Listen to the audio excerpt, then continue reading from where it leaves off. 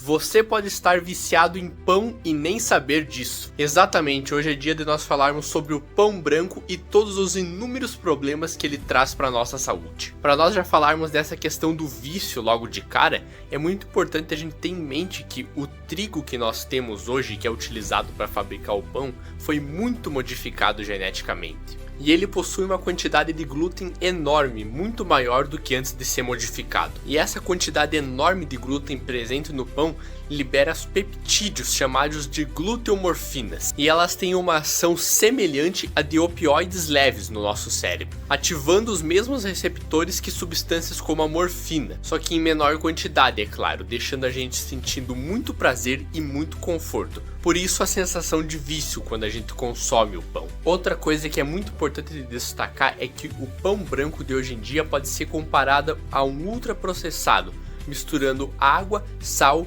e gordura, se tornando assim um alimento hiperpalatável e gerando quantidades enormes de dopamina no nosso cérebro, o que incentiva o consumo desenfreado do alimento. Além disso, graças às diversas modificações genéticas que o trigo passou, o pão de hoje em dia contém uma quantidade muito maior de amido e muito menor de fibras, o que contribui para um índice glicêmico altíssimo. E graças a isso, quando nós consumimos o pão, ocorrem picos de insulina no nosso sangue, seguido por quedas. Esses picos de insulina e essa liberação constante e alta de insulina incentiva o acúmulo de gordura por parte do nosso corpo, e as quedas de insulina fazem com que a gente sinta uma sensação de fome que não ocorreria.